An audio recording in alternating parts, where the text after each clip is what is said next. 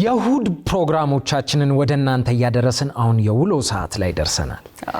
ዛሬ ሉላስ የት ሄዳለች? የሁሉ ጊዜ ጥያቄ ነው። ዛሬ የት ሄደሽ? ራሴ እዚሁ ተገኝቼ ደግሞ እኔ መልሱ ልሰጥኑት እንዚህ ከብዙ ሰዎች ጋር ውሎ እናረጋለን። የዛሬው ግን ለየት የሚያደርገው ሆፕ ፎር ዘ ፋዘርለስ የሚባል አንድ የእርዳታ ድርጅት አለና የሱ መስራችና ባለቤት በላይ ገብሩ ይባላል። ብዙዎቹ እንደውም የሚጠሩት አንክል ቤን እያሉ ነው። አንክል ቤን ከልጆቹ ጋር ምን አይነት ቀን ያሳልፋል፣ ስራው ምን ይመስላል የሚለውን በዛው አሳያችኋለሁ። ወደ ውሎ ፕሮግራም እናልፋለን። ውሎ አብራችሁ ቆዩ።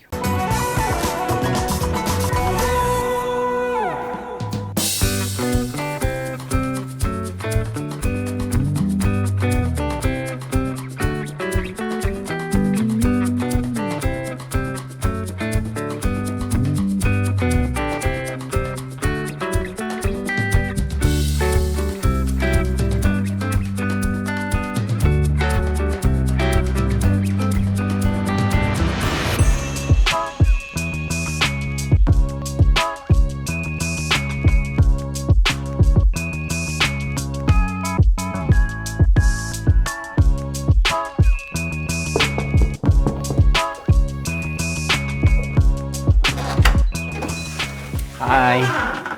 እንዴት ነሽ? እግዚአብሔር ይመስገን። እንዴት ነህ? ዌልካም። ቴንክ ዩ ሶ ማች። ደህና ነህ? እንዴት ነህ? ደግደግ አለን። ወይኔ እነዚህ ውሾች አይመጡም ማለት አይመጡም። ዶንት ወሪ። እኔ በጣም የምፈራው ውሻ። በላይ እንግዲህ ሆፕ ፎር ዘ ፋዘርለስ በጣም የሚታወቅ እና ብዙ ስራዎችን የምትሰራበት ተቋም ነው። ግን በላይ ማን ነው? እንዴት ነበር ልጅነቱ የሚለውን ደግሞ ንገረን። እሺ ቴንክ ዩ። እኔ በላይ እባላለሁ። እዚሁ አዲስ አበባ ነው የተወለድኩት። 5 ወንድሞች አሉኝ። እኔ 4ኛ ልጅ ነኝ። ጨርቆስ አካባቢ ነው የተወለድኩት። አሁን ደግሞ ሆፕ ፎር ዘ ፋዘርለስ የሚባል ድርጅት መስርቼ እሱን እሰራለሁ። እንግዲህ በደንብ ደግሞ እናወራለን ስለ ስራዬ። ልጅነትን ትንሽ ብንሰማው ደስ ይለኛል። ያ ሆፕ ፎር ዘ ፋዘርለስ ከልጅነት ጋር የተያያዘ ነገርም ስላለው የ8 ዓመት ልጅ ሆኜ እናቴ ሰው ሲጣላ ስታገላግል ነው ያረፈችው። ደን አባቴ ደግሞ መካሰስ ሲጀምር ያው ኬዙም ተዘጋበት በተለያየ ምክንያት። ከዛ እሱም እስር ቤት ነበረ። እኔና ወንድሞቼ ቤት ውስጥ ነበርን። እኔ ለ2 ዓመት ትምህርት ቤት አልገባውም። ምክንያቱም ታናናሽ ወንድሞቼን ቴክ ኬር እያደረኩ እና ወንድሞቼ ነው አባትነትን ያስተማሩኝ። ታናናሽ ወንድሞቼ አሁን ሁላችንም ባለትዳሮች ነን፣ ልጆች አለን ምናምን እና አባታችን የዛሬ 5 ዓመት ነው ያረፈው። ግን ያው ህይወት አንዳንድ ጊዜ ምንድነው መሰለሽ የሆነ ሁኔታ ውስጥ ስናልፍ ከዛ የኛ ህይወት ለሌሎች ምሳሌ ይሆናል። ለምሳሌ የኔ ህይወት በእንደዚህ አይነት ሁኔታ ባላልፍ ኖሮ I don't think ዛሬ ሆፕ ፎር ዘ ፋዘርለስ እንመሰርታለሁ ብዬ አላስብም። because በ10 ዓመቴ እኔና 2 ታናናሽ ወንድሞቼን ሚሽነሪዎች የጀመሩት የልጆች ማደጊያ ቦታ ነበር ደብረዘይት። እዛ ወሰዱን፣ አሳደጉን፣ አበሉን፣ አጠጡን፣ አስተማሩን። ከሁሉ በላይ ፍቅርን አስተማሩኝ። የዛሬ ውሎህን አብረን ነው የምንውለው እና ቀን ምንድን ነው የሚመስለው? ቀኔ እንግዲህ ቀኑ ደመናማ ነው። ደስ ይላል። አሁን ባለቤቴና ልጆቼ ወደ ትምህርት ቤት ወደ ስራ ሄደዋል። እኔ ደግሞ አሁን ልብስ ቀይሬ ወደ ቢሮ እንሄዳለን። ቢሮ 2 የተለያየ ሚቲንግ አለኝ። አንድ ቪዚት የሚያደርግ ሰው፣ ሁለተኛ ደግሞ ስታፍ ሚቲንግ አለኝ። አሁን ፈንድሬዚንግ ዲነር ስላለን በቅርቡ ነው የሚደረገው። ለሱ ሽር ጉድ እያለን ስለሆነ የሱ ሚቲንግ አለኝ። ከዛ ሰንዳፋ እንሄዳለን። አዲሱን ፕሮጀክታችንን እናየዋለን። ያን ይመስላል። በጣም አሪፍ። ቡና ላምጣልሽ? ደስ ይለኛል። ካለ አሪፍ። አንድ ሲኒ ቡና ጠጥተሽ ነቃ ብዬ እጀምራለሁ።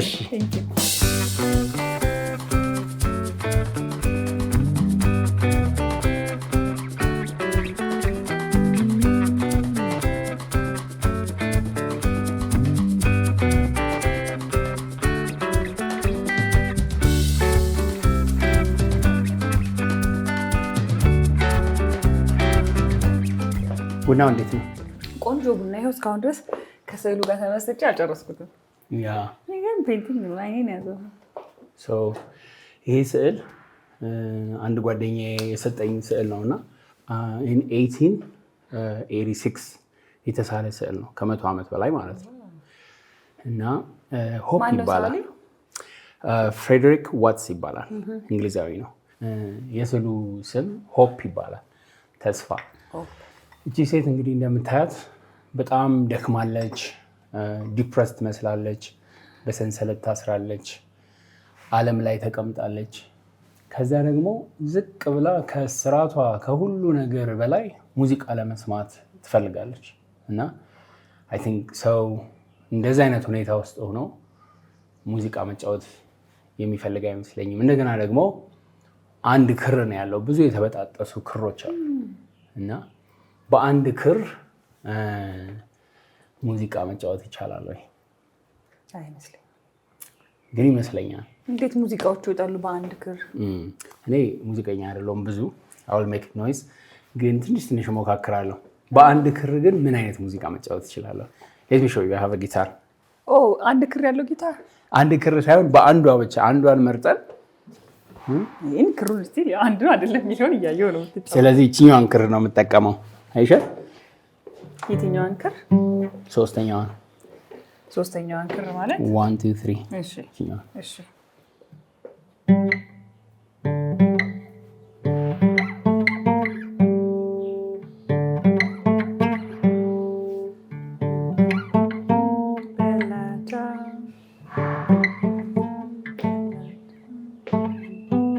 ስለዚህ ግን አስቸግራለች፣ ትንሽ መታለች። ፕራክቲስ ብናደርገው መጫወት እንችላለን። ስለዚህ እቺም ሴት እዚህ ጋር ያለችው ሴት ይሄ የተበጠሰ ጊታር ይዛ አንድ ክር ላይ ሜሎዲ ለመፈለግ ነው የምትጥረው። ተስፋ ማለት እሱ ነው። እሺ ወደ ቢሮ እንዴት ነው የምንሄደው? ዩዥሊ እንግዲህ አንዳንድ ጊዜ በመኪና እሄዳለሁ፣ አንዳንዴ በእግሬ እሄዳለሁ፣ አንዳንዴ በታክሲ እሄዳለሁ፣ በሳይክል እሄዳለሁ። የዛሬው በምንድን ነው? በሳይክል። እኔ ወደ መኪና ይሄ ሳይክል።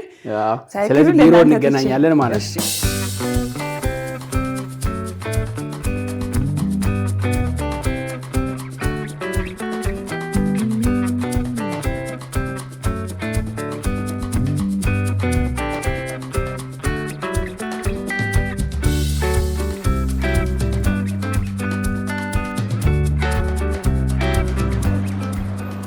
አንቺ ነው ትንሽ ነው የቀደም ትንሽ አይደል? 400 ካሎሪ ነው። እዚህ ነው ቢሮ። ንግባ ወደ ቢሮ።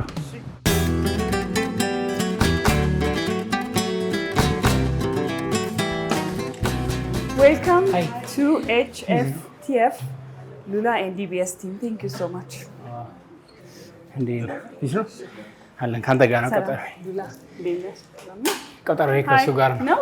እሺ መግባት ትችላላችሁ ስላረፈልንበት።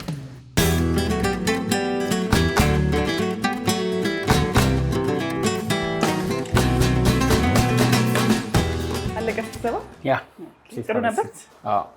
ሳይክሏ ግን ቢሮ ውስጥ ትቀመጣለች እንደዚህ ማለት ነው። አሪፍ። አንክል ቤን ስለሚል ነው እዛ ጋር እና ከምን የመጣ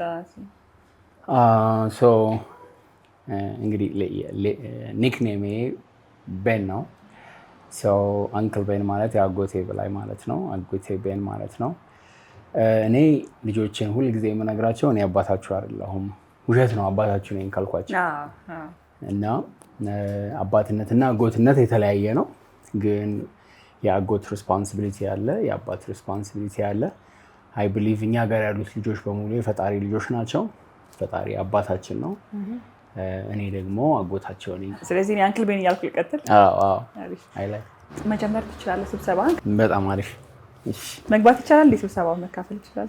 ትንሽ ይትንካም ስለተፈቀደልኝ ሴት። ሃይ ጋይስ፣ እንዴት ናችሁ? የዛሬ ስብሰባችን እንግዲህ የዛሬ ሳምንት ሐሙስ ፕሮግራም ስላለን ለሱ ያሉንን ቼክ ፖይንቶችን ነው የምንነጋገረው።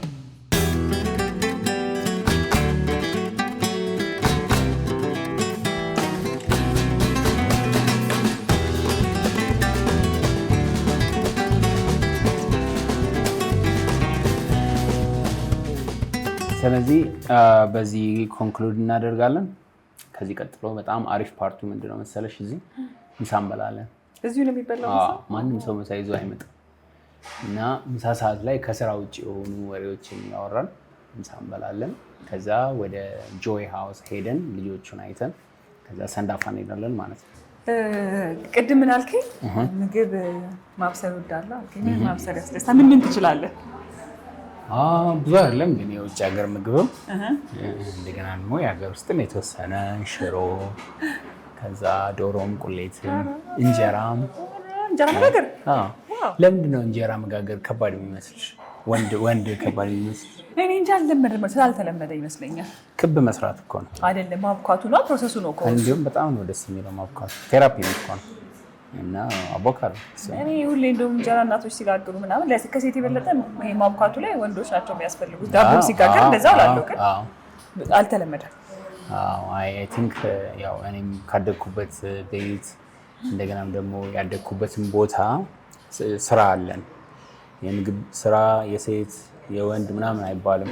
ስለዚህ ሁሉንም ስራ ሰርቼ ነው ያደግኩት። ይጠቅማል። ሙያ ቀላል ነገር አይደለም። ቀድመውን መጥተዋል።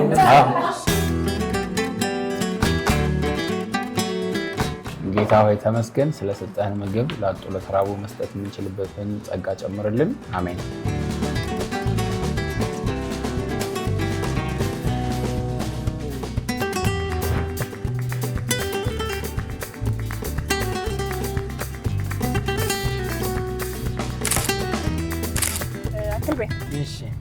ሆፕ ፎር ዘ ፋዘርለስን ከመጀመሪያ በፊት ምን አይነት ስራ ላይ ነበር የተሰማራው? እንግዲህ እኔ እርሻ ውስጥ ነበር የምሰራው፣ አበባ እርሻ ውስጥ።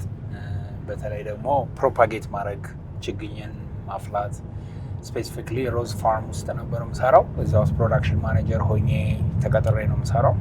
እንደዛ ነበረ። ከዛ ኢንቨስተር የመሆን ነበረ አላማዬ። ከዛ ግን እግዚአብሔር አይ ቲንክ ጥሪ ይመስለኛል ለእኔ ሰው እንዳሳድግ የፈለገ መሰለኝና እሱን ስራዬን ትቼ እስኪ ልዘጋጅ ብዬ ትምህርት ቤት ገባሁ ደቡብ አፍሪካ ውስጥ። እዛ ገብቼ ለዚሁ ስራ ብለህ ትምህርት ቤት ገባሁ? ለ3 ዓመት ፒተርስበርግ የሚባል ከተማ ውስጥ ደቡብ አፍሪካ። እዛ ትምህርት ቤት ገባሁ። ያው ጓደኛ የለኝም፣ ምን የለም፣ ኢትዮጵያዊ እኔ ብቻ ነበርኩ እዛ ትምህርት ቤት ውስጥ። እዛ ሆኜ ነው እንግዲህ አንድ ጓደኛዬ ቀላል ጥያቄ ጠይቆኝ፣ ያ ጥያቄ አውት ኦፍ ኪዩሪዮሲቲ ዛሬ እዚህ ጋር አድርሶኛል። ምን ነበር ጥያቄው? በዓለም ላይ ስንት ልጆች እናት አባት የላቸውም አለኝ። እና እኔም ደግሞ 1 ወይም 2 ሚሊዮን ብዬ ስመልስለት አይደለም 147 ሚሊዮን ህጻናት እናት አባት የላቸውም አለኝ። እና ያ ቁጥር ዛሬ ከ150 ሚሊዮን በላይ ነው ይባላል በዩኒሴፍ መረጃ መሰረት። ከዛ በቃ እስኪ ቮለንቲር ላርግ ብዬ እዛው ሳውት አፍሪካ ውስጥ ያለ አንድ ኤንጂኦ ውስጥ ኦርፈኔጅ ውስጥ ቪዚት ማድረግ ጀመርኩ፣ የልጆችን ታሪክ ስሰማ። ከዛ በቃ ወደ ኢትዮጵያ ተመልሼ ይህን ስራ እሰራለሁ አልኩ። ኢትዮጵያ ተመልሼ ቮለንቲር ነው ያደረግኩት። 1 ዓመት ከ6 ወር አካባቢ ቮለንቲር አረኩ። ብዙ ኦርፈኔጆች ሄድኩ። ከዛ በኋላ ግን ሌላ ስራ አግኝቼ አሜሪካን ሀገር ልጆችን ከተለያየ ሀገር እያመጣን የኤክስቼንጅ ተማሪ ሆነው እሱን መስራት ጀመርን። እና አሜሪካኖች ጋር ያየሁት አንድ ጥሩ ነገር ልባቸው በጣም ደስ ይላል። እኛ የተውናቸውን ልጆች ወስደው እንዴት እንደሚያሳድጓቸው፣ እዛም አዶፕት ተደርገው ያደጉትን ልጆች ሳይ በቃ እኔ ልብ ብትኖረኝ አሪፍ ነው ብዬ ኢትዮጵያ መጥቼ ትንሽ ነገር በትልቅ ልብ ጀምራለሁ ብዬ 10 ልጆች ጀመርኩ። ሆፕ ሃውስ በሚባል በአመቱ 2ኛ ቤት ከዛ 3ኛ ቤት እያለ እያደገ ይኸው 9 ዓመት ተቆጥሯል።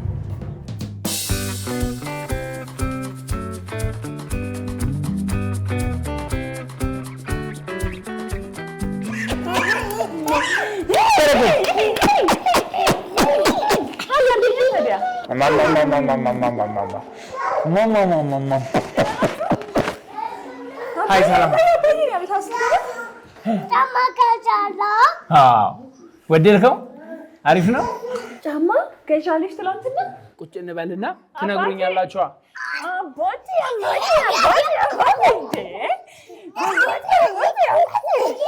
አሁን ምን ያህል ልጆች ናቸው እዚህ ያሉ ማለት ነው? እዚህ 6 ልጆች ነው ያሉት። ወንዶች ብቻ ናቸው እንደምታያቸው። እና ያው ሁሉም ልጆች በጉዲፈቻ ቢወሰዱ ደስ ይለናል። ምክንያቱም ብናቆያቸው ደስ ይለናል፣ ሲሄዱም እናዝናለን። ግን ለነሱ ፐርማነንሲ በጣም አሪፍ ነገር። ልጆች በተቋም ውስጥ ከሚያድጉ በቤተሰብ ውስጥ ቢያድጉ ሞር የተሻለ ነው። ፍሎሪሽ ያደርጋሉ። እና ይሄን የሚያክል ቆንጆ ቤት ነው ያለን። እንደምታየው ሁሉ ነገር የተሟላ ነው፣ ግን የሚያስፈልጋቸውን ነገር አንሰጣቸው እና አልፈታ አለኝ ዛሬ። አየኸው ጋሽ ካሱ እኮ ነው የሚለው። ጋሽ ካሱ እሳቸው ስለሚሄዱ ትምህርት ቤት ስለሚወስዷቸው እና ምን እያልኩሽ ነበረ?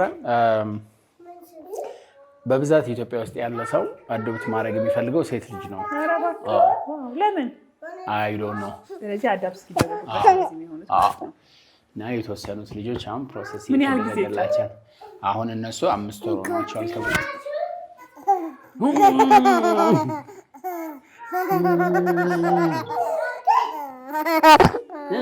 እኛ ከሴቶችና ህፃናት ጋር ከክበበ ፀሐይ ጋር ነው የምንሰራው። ስለዚህ አሁን 6 ልጆች ወንዶች ስጡናልን። ከዛ እነሱ እዛ መሰረት ደብዳቤ ጽፈው ልጆችን ሰጡን። እንግዲህ እነዚህ ልጆች እዚህ ከመጡ በኋላ እንግዲህ በአካልም ትምህርት እናስተምራቸዋለን። ኬር ጊቨሮቻችንም ኤርሊ ቻይልድሁድን ያማከለ ትምህርት ያስተምሯቸዋል። አጠቃላይ በሆፕ ፎር ዘ ፋዘርለስ ምን ያህል ልጆች ውስጥ አልፎ ቁም ነገር ላይ ደርሰዋል? በዚህ በግሩፕ ሆም ውስጥ እንግዲህ ወደ 56 ልጆች ገብተው ይወጡዋሉ። አሁን 3 ቤት ነው ያለን። ወደ 30 ምናምን አካባቢ ልጆች አሉን። ከዛ ተስፋ መንደር እንግዲህ እሱ ደግሞ 6 ልጆች ገብተዋል። አሁን 20 ልጅ ነው የምንቀበለው በዚህ ዓመት። ስለዚህ ለሚቀጥሉ 3 ዓመት 20 ልጆች ይኖሩናል ማለት ነው። አሁን ወደዛ ነው የምንሄደው። በረከትዬ ቻው በሉ። በጣም ደስ የሚሉ ልጆች ናቸው።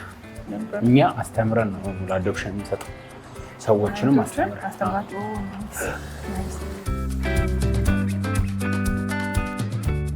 ያው የቤተሰብህ ታሪክ አንተ ላይ ብዙ ኢምፓክት አሳድሯል አይደለ? በኋላ ላይ ግን ያው ሁሉም ሰው ደግሞ ቢሰማው ብዬ ስለተመኘው ነው። አባትህ ያን ሁሉ ነገር አሳልፈው መጨረሻ ላይ ግን ይቅር ብለው ነው ያለፉትና ምን ተማርክ ከዛ? የእሳቸውንም ታሪክ ያሉበትን መንገድ ብትነግረኝ ደስ ይለኛል። እንግዲህ አባቴ የደረሰበት እንግልት፣ ጉዳት ምናምን ብዙ ነው። ከዛ እኛም ያለ እናት ማደግ፣ ከዛ በማሳደጊያ ውስጥ ማደግ ከባድ ነበረ። አሁን ምናልባት ታላላቅ ወንድሞቼ በደንብ ያውቃሉ ኬዝን። ግን እኔ የሰማሁት ነገር ምንድነው፣ ጎረቤቶቻችን የተጣሉት አንድ እህታቸው ከውጭ መታ የሆነ ብር ሰጠቻቸው እና I don't think it's more than $200 የሚሞላ አይመስለኝም። ያ ማለት 30 ሺህ ብር ማለት ነው። እና የእናቴ ዋጋ ለእነሱ 30 ሺህ ብር ነበረ እና ሳያውቁ ነው ያደረጉት። ሳያውቁ ስልሽ ኢንቴንሽናሊ ነው የመቷት፣ ግን ሳያውቁ ስልሽ ቫሊዩን አላወቁት። ምን አገባሽ ብሎ መምታትና አይ ይሄ ይቅር ላክብራት ማለት ደግሞ ይቻል ነበረ። ግን የፈሰሰ ውሃ አይታፈስም አይደለም። እነዚህን ሰዎች ግን ይቅርታ የመጣው ኬት ነው ብትይኝ፣ አይ ቲንክ ከኔ ከእምነቴ ኮንቪክሽን ነው። እኔ ክርስትና እምነት ነው የምከተለው እና በእምነቴ ፈጣሪ የሚያደርጉትን አያውቁምና ይቅር በላቸው ብለዋል። መስቀል ላይ የሰቀልኩት እኔ ማለት ነው እየተፋሁበት እና እንግዲህ ከዛ የተማርነው ነገር ከሱ የምንወርሰው አንዱ ባህሪ የይቅርታ የፍቅር ስለሆነ በዛ መንገድ በቃ ይቅር ለእግዚአብሔር እንሌለ ይቅር ብዬ እኔም ወንድሞቼም አባቴም ሰው ይቅር ብሎ ኑሮ ቀጠለ ማለት ነው።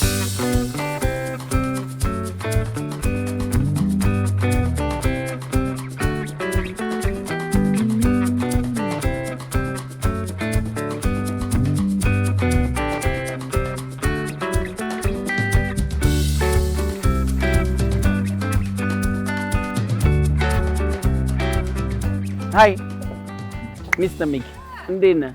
ፊስ ነው ታወቃት። ሉላ እባላለሁ። ደህና እንዴት ነህ? ደህና ነህ? እንዴት ናችሁ? ደስ ይላል ግቢው በጣም። ግቢያችሁ ግን አሪፍ ነው። አሁን የተማረውን ትምህርት ሁሉ የሚማረው ጎበዝ ነው። ብዙ እንጨቶች ሰርቶ ቴብሎች ምናምን እንደ ያሳይሻሉ። በጣም ነው የሚገርምሽ። አያይዙን ራሱ አየሽ። እናንተ በቃ በልጣችሁኛል። ስለዚህ እቺን ቤት የሰራናት ከብቶች ለማምጣት ነው። 4 ላሞችና 1 ኮርማ እናስገባለን። አንደኛ ያው የወተት ተዋጽኦ እዚህም እንዲሰጡን እዛም አዲስ አበባ ላለን ስራ እንዲሆን ይሄን ስናደርግ ቴራፒውቲክ ነው። ልጆቹ ማለብ ይማራሉ፣ ከብቶቹን ቴክ ኬር ማድረግ ይማራሉ ምናምንና አሁን ያዘጋጀ ነው። አሁንም ፈንድሬዝ የምናደርገው ለዚህ ፐርፐዝ ነው። እዚህ ላልጨረስነው ነገር እዚህ ጋር የምታዩ ባዶ ቦታ ላይ ወርክሾፕ የመስራት ሀሳብ አለን። አሁን ደግሞ ወደ ውስጥ ገብተን እዚህ የምሰራው ስራ አለ፣ አብረን እንሰራለን ማለት ነው። ደስ ይለኛል። እዚህ ጋር እንደምታያቸው አትክልት እነሱ ከመጡ በኋላ ነው ይሄ የተዘራው። ከዛ አብሮ ማደግን ይማሩበታል። ከዛ ደግሞ የሰሩትን ደግሞ ወስዶ ኪችን ውስጥ ይበሉበታል ማለት ነው። ስለዚህ ሰርቶ ማግኘትን ይሄን እንዲማሩበት ነው። ገባሽ? እኔ እስቲ ልቆፍር ታዲያ ላግዛቸው። አመጥቼኝ አይደል? እያበላሸው ነው እንዴ? አሪፍ፣ በጣም አሪፍ። እሱ ውሃ እንዲሄድበት አይሽ እሷን ከዛ እዚህ ጋር እንለጥፍበታለን የሉላ ስትሪት ብለን ማለት ነው።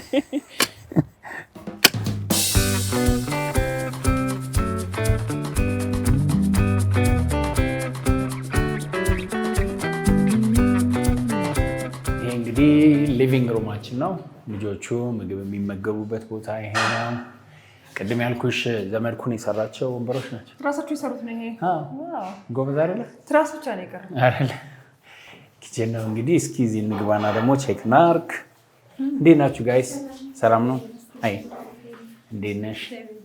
ቡና ተቆልቷል? ሰላም እንዴት ነሽ? አለን ምሳ ደርሷል? ናይስ። በዚህ ሳህን እያጠባችሁ ነው። ጨርቅ ስጪኝ እስኪ ማድረቅ። ምን ላግዛችሁ ታዲያ? እኔ ዛሬ የምመጣው ታደርቂያለሽ አይደል? እንዴት ነው እስካሁን ድረስ ስትቆዩ? ማለት ነው ወደዳችሁት?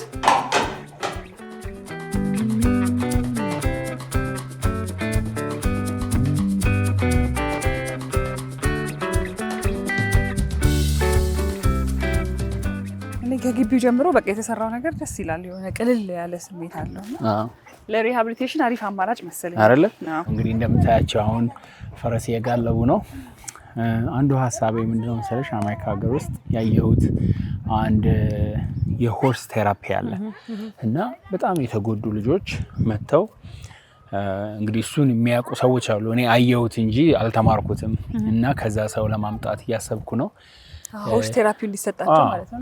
እና ይሄ እንግዲህ ቲፒካል ለነሱም ነው፣ በተለያየ መንገድም ደግሞ ለተጎዱ ልጆች የሚሆን ቴራፒ ነው። ስለዚህ እሱን ለማድረግ እናስባለን እና እንግዲህ አይ ሆፕ ቀንሽ አሪፍ ነበር ብዬ አስባለሁ። አዎ በጣም አሪፍ ነበር። ሁል ቀን ይለያያል። እንግዲህ ዛሬ የነበረኝ ቀን ከጠዋት ጀምሮ እስካሁን ሰዓት ድረስ ይሄን ይመስላል። አንቺም ስለመጣሽ በጣም አመሰግናለሁ። በርታ። በጣም የምትሰራ ነገር ደስ ይላልና ያው መስጠትም ልጆችን ሰብስቦ ማሳደግም ደስ የሚል ነገር ሆኖ እያለ ግን እንደ አባት ደግሞ ፍቅር ሰጥቶ ማሳደግ ደግሞ ተጨማሪ ጊዜን የሚፈልግ በደንብ ኤነርጂ የሚፈልግ ነገር ነው። ደስ የሚል ጊዜ ነበረ ከልጆቼ ጋር። አንክል ቤ በጣም አመሰግናለሁ ስለነበረን ጊዜ። እኔም በጣም አመሰግናለሁ። እግዚአብሔር ይባርክሽ። እንግዲህ ሆፕፉሊ እነዚህ ልጆች ደግሞ ጠቃሚ ሆነው ለሀገር የሚጠቅሙ እንዲሆኑ ነው ምኞቴ። ይሄ የኔ ስራ ብቻ አይደለም፣ የኛ ስራ ነው። ዛሬ አንቺ ተጨምረሻል። ሌሎች የኢትዮጵያውያኖች በሙሉ አይ ቲንክ ከኛ ትንሽ ወረድ የሚል ነገር ካለ ወረድ እያለን የተጣሉ የሚመስሉትን እያነሳን እንድናድስ ፍቅር እንድንሰጥ አበረታታለሁ። በጣም በነበረኝ ጊዜ ጥሩ ስሜት እንዲሰማኝ አድርገሃልና አመሰግናለሁ እና መልካም ምሽት ይሁን። ከዚህ በኋላ ላለው እሺ ቴንክ ዩ።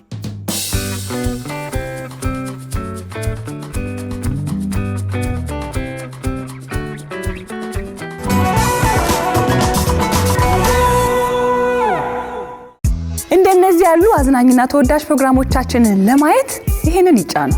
እንዲሁም ደግሞ ሰብስክራይብ ለማድረግ ይሄንን ይጫኑ።